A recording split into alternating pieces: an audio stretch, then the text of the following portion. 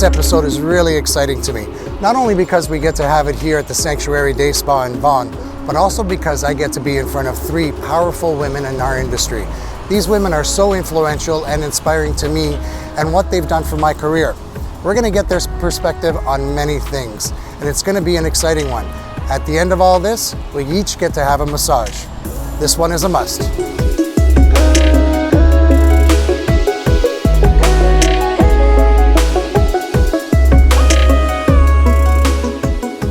Ladies, thank you so much for coming today. It's my absolute pleasure to even be in front of you. It's you guys in some capacity over the years have been so inspiring and influential to me in my career. So having this video and being able to share it with everybody who's watching is very, very exciting to me. So I thought of where I was going to start, and I figured let me go as far back as I could, and that really started with Athena back in our RBC days. So now you're a broker, owner, co-founder of Sherwood Mortgage Group, which I love to call home as well. And you are a published author as well. The book, I think, came out more of a necessity. We were getting tired of hearing the same questions over and over, and clients coming in and seeing the same errors over and over. The lack of paperwork, oh, but I didn't know. So rather than tell people how to do a mortgage, I thought it was probably just easier to put together the common goals, not even common goals, the common errors that we would find from people, because those were universal. Anybody can look at a mortgage and interpret it based on their situation and how to go ahead and do the application, but the errors were universal across the board on the application. So it was just easier to make a list and say, here's the list of things you need to try and avoid, please, to make this a seamless process and a better client experience. All of those little things are taken for granted. You never know. So you need that little bit of direction and now in the form of a very easy to read book, coming from, somebody who's been in the industry for so long and respected as well. Michelle Veronica, VP of Sales for Mortgage Architects. VP of Corporate Development for the Mortgage Group. Two women in extremely powerful roles. It is so amazing. I went to school for public relations. I thought I was going to do crisis communications for a big corporation. That was my dream. And I ended up landing in an internship in the not-for-profit sector, and eventually landed into events and worked for Toronto Maple Leafs, did sports marketing. So it is a weird path that landed me into this world. I worked for Royal LePage Real Estate for over 8 years. And it was through that connection that I met the mortgage industry and came into the mortgage industry, and I've been here since 2010 and love every minute of it. My passion is helping people grow their businesses, and I love doing that at Royal LePage, and now I love doing it for mortgage brokers and agents as well. For me, it was a change in career. So for me, I did pharmaceutical sales. And once I had my children, it was time for some flexibility, time to kind of, what can I do that's going to allow me to stay at home a little bit and be around the children a little bit more. So I had a friend that was in the mortgage side and said, come work with me. And I thought, kind of want to try to do this on my own, but, help me kind of take those first steps. So I started with the course, and I became a broker right away, and was on the lending side for about 9 years. It's been great. Same with Veronica, my passion, teaching, helping people, supporting. So it's been great in this role, being able to do that. And how do you find yourself as being or all three of you, being a woman in this industry that's, perceived to be male dominated, but when we look at it more and more as we go through, we see more and more women like yourselves in, higher ranking positions, we'll call them, or positions of power. How do you influence other women to do the same? There are a ton of women who have a lot to give in this industry. They are natural referral partners, connectors, educators. But I do think that a lot of them suffer from a low self-esteem or a lack of confidence, or I think women just intuitively think everything needs to be perfect before they take that leap. I need to understand the role 100% before I go into it. And my biggest advice to those people is you will learn on the fly. You probably are more equipped to do it than you actually believe you are. And just to give that support, I think that we can be more supportive to other people and bring up those future leaders as well. I am feeling very positive about the industry because the market, the market is tending to have more female mortgage agents than male. And we haven't quite seen it on the lender side yet, but there are some significant women in leadership positions on the lender side as well. And we're seeing the transition on broker panels to be a little more dominant with more women on them as well. So we're getting there. We still have a long way to go, but it's getting there. The bank's model is transactional based. On the broker side, we are relationship based, and women tend to be more relationship focused. So anybody who is in the industry, I just tell them, be yourself. There's enough business out there for a lot of us, all of us, and we each have our own niche that we attract. So just be yourself. You don't have to be anybody else. You don't have to be a cutthroat competitive hustler. You don't have to be the passive person being, in a supportive admin role. Just be yourself and go out there and establish the relationships, which is what the broker segment is known for. You establish relationships, because I'm not doing your mortgage right now. I'm going to do your mortgage, make it a great client experience. I'm going to do your investment property later on, because we've got access to all the lenders and not just one. I'm going to help do your family's mortgage at that point. So if you think of it long term, you'll be successful. Yeah. It's funny, I just noticed the other day that all three of you were nominated for Women of Influence in the same year.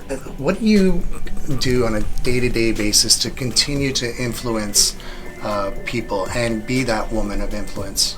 Well, that's an interesting question, because I think, speaking for myself, I don't see myself as that, and I have to be mindful that others could be watching and looking to you for that, for guidance and for mentorship. So I'd say that, just being a little more mindful of who's looking to you, and there are a lot of younger females coming into the industry, to Athena's point, in different roles.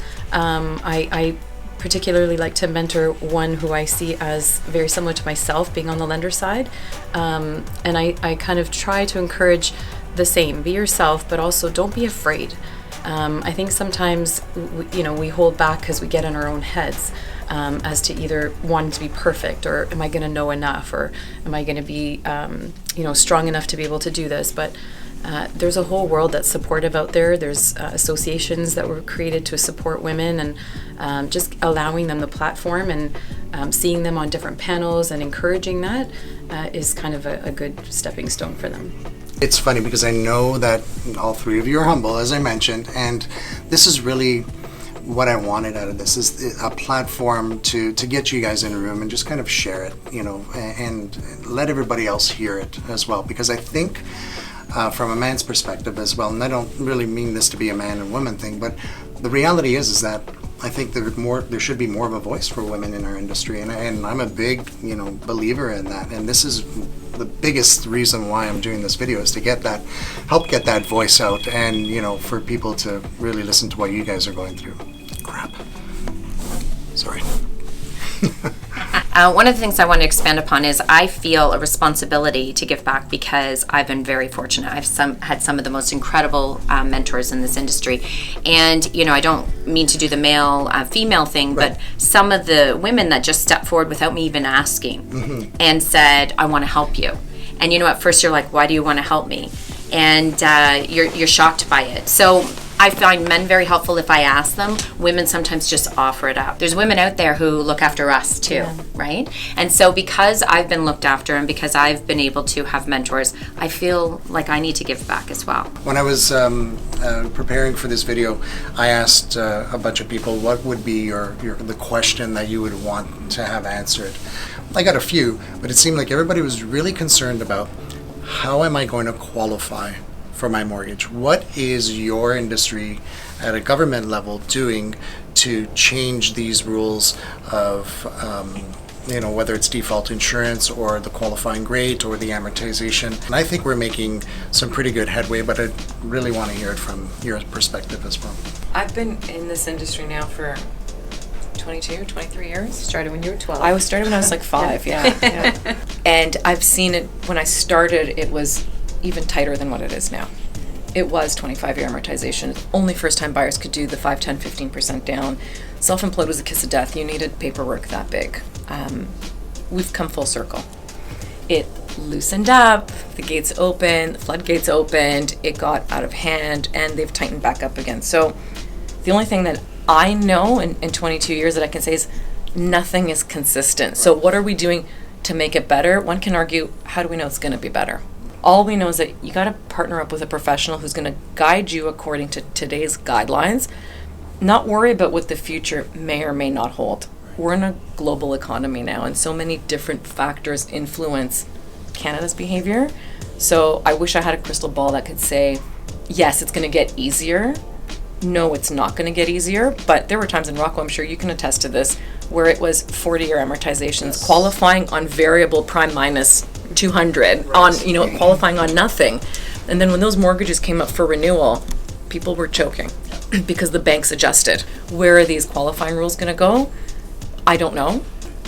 It doesn't matter. All I can do is guide you right now, because if it's your home right now, it's your investment right now. Let's make the best of it right now. This is the biggest investment any Canadian will make, so they should be more interested in learning it and supporting. So, biggest thing is go talk to a broker, learn the process at least, and then brokers, educate your MPs. If it sounds too good to be true, it's usually too good to be true. I've never seen an online application that has asked, are you in marriage distress right now? Or could you possibly be separated in the next 5 years? Are your kids going through university? Are they going to be graduating soon? Do you wish to downsize?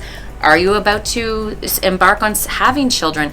I've never seen an application ask those questions. So I think the need for a mortgage agent now is more relevant than ever before. We've seen those, circles that Athena's talked about.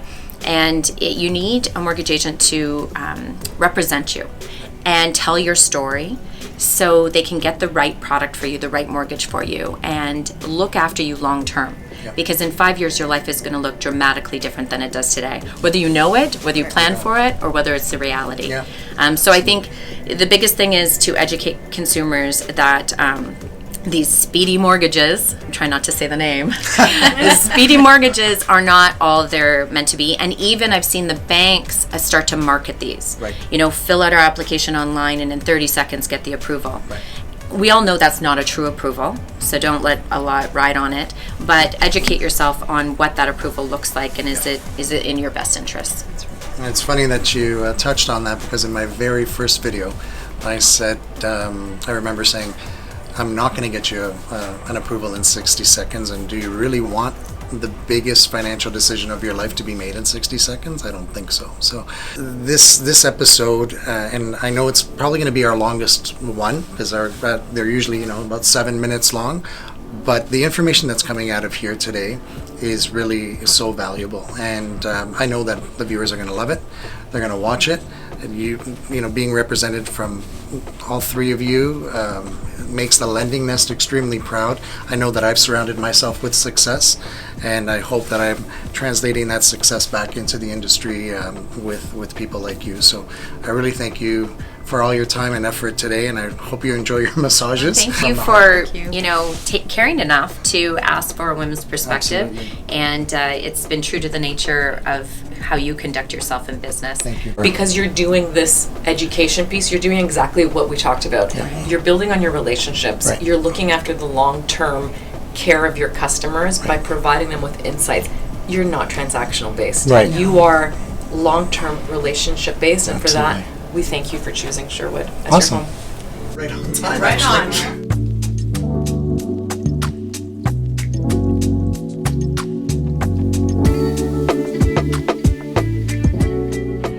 As you can see, today was a must episode, and we ended up here, nice and relaxing. Great conversation, and thank you to the three ladies who joined us today. Now, on to this. A little bit lower on my back, please. I'm Rocco from the Lending Nest, and these are the Nest Diaries.